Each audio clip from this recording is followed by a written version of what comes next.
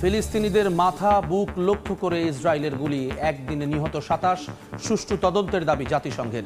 তেল আবিবে ইয়েমেন ও সিরিয়ার যৌথ হামলা, পাল্টা জবাব দখলদারদের। যুক্তরাষ্ট্রের চাপে পারমাণবিক কর্মসূচি বন্ধ করবে না ইরান, হুঁশিয়ারি পেজেশকিয়ানের। প্রতিক্রিয়াহীন যুক্তরাষ্ট্র, উদ্বেগের মধ্যে তেহরান, কায়রো এবং IAEA এর বৈঠক। ভারতের উপর নাখোশ আমেরিকা, কিন্তু কেন? রাশিয়ার কাছ থেকে দিল্লির অস্ত্র কেনা নাকি ব্রিক্সে যোগ দেয়া, কি বলছে যুক্তরাষ্ট্র? পাকিস্তানের করাচিতে জেল ভেঙে পালিয়ে গেল ২০০-রও বেশি বন্দী, তাদের মধ্যে কি মোস্ট ওয়ান্টেড অপরাধী বা জঙ্গি রয়েছে? খাবার সংগ্রহে যাওয়া ফিলিস্তিনিদের মাথা ও বুক লক্ষ্য করে গুলি চালাচ্ছে ইসরায়েলি সেনারা, এমনটাই অভিযোগ গাজার সরকার পরিচালিত গণমাধ্যম অফিসের। তবে অভিযোগ প্রত্যাখ্যান করেছে তেল আবিব। এ বিষয়ে সুষ্ঠু তদন্ত ও দোষীদের জবাবদিহিতার আওতায় আনার দাবি জানিয়েছে জাতিসংঘ। এদিকে কার্যকারিতা বৃদ্ধির অজুহাতে ৪ জুন থেকে বন্ধ করা হয়েছে যুক্তরাষ্ট্র সমর্থিত গাজার ত্রাণ বিতরণ সংস্থা। অন্যদিকে অবরুদ্ধ উপত্যকায় একদিনে প্রাণ হারিয়েছে আরও ২৭ জন। স্থানীয় সময় মঙ্গলবার গাজার দক্ষিণাঞ্চলে হামলা চালায় ইসরায়েলি সেনারা, এতে প্রাণ হারান বেশ কয়েকজন। এক বিবৃতিতে বিষয়টি নিশ্চিত করে গাজার স্বাস্থ্য মন্ত্রণালয়। ক্ষুধার্ত ফিলিস্তিনিদের যুক্তরাষ্ট্র সমর্থিত গাজার ত্রাণ বিতরণ সংস্থার দিকে নিয়ে নির্বিচারে গুলি চালানোর বিষয়টিকে ভয়াবহ ও পরিকল্পিত অপরাধ বলে অভিযোগ করেছে উপত্যকাটির সরকারি গণমাধ্যম অফিস। এ বিষয়ে সংবাদ মাধ্যম আল জাজিরার এক প্রতিবেদনে জানানো হয়, খাবার সংগ্রহে যাওয়া ফিলিস্তিনিদের মাথা ও বুক লক্ষ্য করে গুলি চালায় দখলদার বাহিনী। তবে এমন অভিযোগ প্রত্যাখ্যান করেছেন ইসরায়েলের উপপররাষ্ট্রমন্ত্রী শারন হাস্কেল।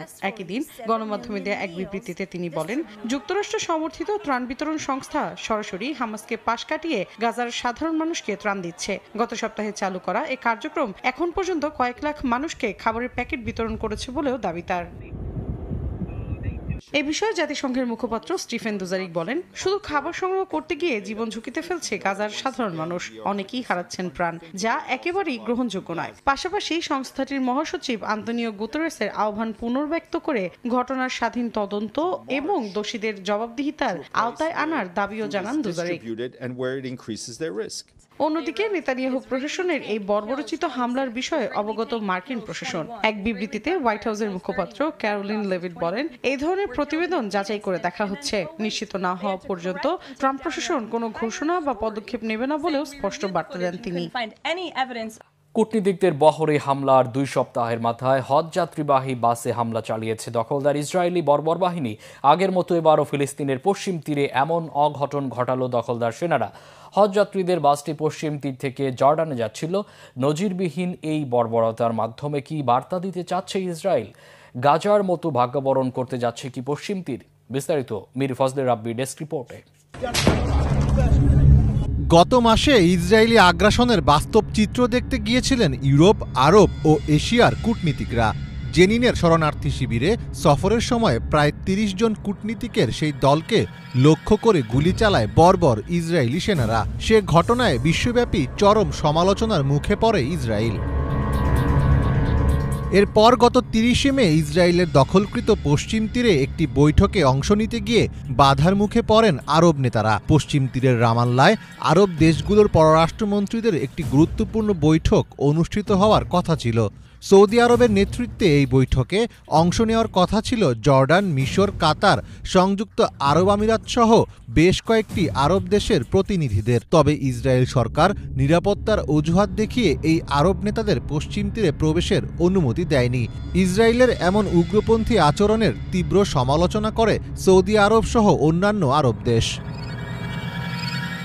চলমান উত্তপ্ত পরিস্থিতির মধ্যেই সৌদি আরবে শুরু হয়েছে পবিত্র হজের আনুষ্ঠানিকতা। ইহরাম বেঁধে মিনায় হাজির হচ্ছেন লাখ লাখ হজযাত্রী। বিশ্বের অন্যান্য মুসলিম দেশের মতো ফিলিস্তিন থেকেও হজের উদ্দেশ্যে সৌদিতে জমায়েত হচ্ছেন মুসল্লিরা। আর এবার সেই হজযাত্রীদের ওপর আক্রমণ চালালো বর্বর ইসরায়েলি সেনারা। ফিলিস্তিনের অধিকৃত পশ্চিম তীরের জেনিনে বিভিন্ন জায়গায় রেড দিচ্ছিল ইসরায়েলি সেনারা। ওই সময় তাদের একটি সামরিক যান হজযাত্রীদের বাসে হামলা চালায়। বার্তা সংস্থা আনাদুলুর তথ্য বলছে, বাসটি জেনিন গভর্নরেট ভবনের সামনে পার্ক করা ছিল এবং হজ পালনের উদ্দেশ্যে সৌদি আরব যাওয়ার জন্য যাত্রা শুরু করেছিল। ঘটনার বেশ কয়েকটি ভিডিও সামাজিক মাধ্যমে ছড়িয়ে পড়ে, যেখানে দেখা যায় দখলদারদের সামরিক যানটি ইচ্ছাকৃতভাবে হজ যাত্রীদের বাসে ধাক্কা দিচ্ছে। এতে বাসটির পেছনের অংশ মুচড়ে যায়। বাসটিতে থাকা অধিকাংশ যাত্রী ছিলেন বয়স্ক, যাদের অনেকেই দীর্ঘমেয়াদী রোগে আক্রান্ত এবং শহীদ ও আহত ফিলিস্তিনিদের স্বজন।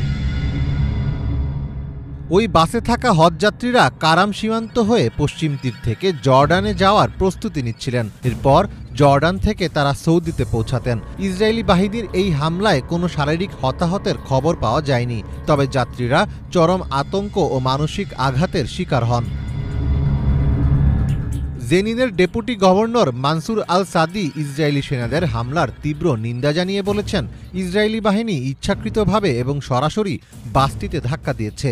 প্রত্যক্ষদর্শীরা জানিয়েছেন, শহরটি ছাড়ার আগে ইসরায়েলি সেনারা বিস্ফোরক ডিভাইসে বিস্ফোরণ ঘটায়। পশ্চিম তীরের জেনিন শহরটি কাগজে কলমে ফাতাহ সরকারের নিয়ন্ত্রণে রয়েছে। ১৯৯৩ সালের অসলো চুক্তি অনুযায়ী ইসরায়েলের সেখানে অভিযান চালানোর কথা নয়, কিন্তু বাস্তবে জেনিন শহর ও ক্যাম্পে বহুবার অভিযান, গ্রেফতার ও বোমা হামলা চালিয়েছে ইসরায়েলি সেনাবাহিনী। যে কোনো ধরনের চুক্তিতে যাওয়ার আগে যুক্তরাষ্ট্রের কাছ থেকে নিষেধাজ্ঞা প্রত্যাহারের নিশ্চয়তা চায় ইরান। নিশ্চয়তা না পেলে ইউরেনিয়াম সমৃদ্ধকরণ কর্মসূচি থেকে ইরান সরে দাঁড়াবে না বলে সাফ জানিয়ে দিয়েছে মধ্যপ্রাচ্যের শক্তিশালী এই দেশটি। শহীদ আরাফাতের ডেস্ক রিপোর্ট। ইরান কোনো চুক্তিতে গেলে যুক্তরাষ্ট্র কি সব ধরনের নিষেধাজ্ঞা তুলে নেবে? মার্কিন প্রশাসনের কাছ থেকে নিষেধাজ্ঞা তুলে নেওয়ার বিষয়ে স্পষ্ট আশ্বাস চায় তেহরান। সোমবার ইরানের পররাষ্ট্র মন্ত্রণালয়ের মুখপাত্র ইসমাইল বাঘাই বলেন, চুক্তির আগে যুক্তরাষ্ট্রকে নিষেধাজ্ঞা প্রত্যাহার করতে হবে। কিভাবে এসব নিষেধাজ্ঞা তুলে নেবে ওয়াশিংটন, সে বিষয়ে জানতে চায় তেহরান। ইরান চুক্তির ব্যাপারে আশাবাদী, কিন্তু কয়েক দশক ধরে যুক্তরাষ্ট্র ইরানের ওপর নিষেধাজ্ঞা দিয়ে রেখেছে। এসব নিষেধাজ্ঞার অবসান চাই আমরা, কিন্তু দুঃখজনক ব্যাপার, যুক্তরাষ্ট্র এখন পর্যন্ত কোনো স্পষ্ট তথ্য দেয়নি। তারা কবে কখন এই নিষেধাজ্ঞা তুলে নেবে আমরা তা জানতে চাই। তেহরান শান্তিপূর্ণ উদ্দেশ্যে ইউরেনিয়াম সংগ্রহ করছে বলে দাবি ইরানের পররাষ্ট্র মন্ত্রণালয়ের মুখপাত্র ইসমাইল বাঘাইর। বলেন, গ্রহণযোগ্য চুক্তি পেলে তা ভেবে দেখা হবে। এদিকে ইরানের পররাষ্ট্রমন্ত্রী আব্বাস আরাগচি বলেছেন, যে কোনো পরিস্থিতিতে দেশ ও দেশের জনগণ প্রাধান্য পাবে। যুক্তরাষ্ট্রের যে কোনো ধরনের প্রস্তাব মেনে নেওয়া হবে না। ইউরেনিয়াম সমৃদ্ধকরণ থেকে সরবে না ইরান। যৌক্তিক প্রস্তাব পেলে তেহরান যথাযথ পদক্ষেপ নেবে। আমরা যুক্তরাষ্ট্রের প্রস্তাব পেয়েছি। ইরানের নীতি মেনে দেশের স্বার্থকে গুরুত্ব দিয়ে আমরা এগোতে চাই। দেশের মানুষ আগে। ইউরেনিয়াম সমৃদ্ধকরণ থেকে সরে দাঁড়াবে না ইরান। এসব শর্ত মেনে কেউ চুক্তি করতে চাইলে তবেই চুক্তি সম্ভব। গেল কয়েক সপ্তাহ ধরে ইরান ও যুক্তরাষ্ট্রের মধ্যে পারমাণবিক কর্মসূচি চুক্তির বিষয়ে আলোচনা চলছে। যুক্তরাষ্ট্র চায় ইরান ইউরেনিয়াম সমৃদ্ধকরণ থেকে সরে দাঁড়াক। অন্যদিকে ইরান শান্তিপূর্ণ উদ্দেশ্যে ইউরেনিয়াম সমৃদ্ধকরণ চালিয়ে যেতে চায়। এই অবস্থায় দেশ দুটির মধ্যে চুক্তির সম্ভাবনা খুব কম বলেই মত বিশ্লেষকদের। ইসরায়েল অধিকৃত গোলান মালভূমিতে দুটি রকেট হামলা চালিয়েছে মোহাম্মদ দেইফ ব্রিগেডস নামের সিরিয়ার নতুন একটি গোষ্ঠী।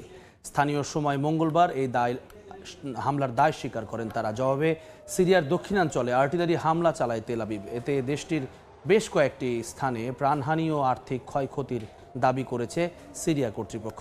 পাশাপাশি সিরিয়া কারো জন্য হুমকি নয় বলেও জানায় দেশটির পররাষ্ট্র মন্ত্রণালয়। একই দিন গাজার ফিলিস্তিনিদের সমর্থনে ইয়েমেন থেকেও ইসরায়েলি ভূখণ্ড লক্ষ্য করে হামলা চালায় হাউথি বিদ্রোহীরা, তবে তা প্রতিহতের দাবি করে তেল আবিব।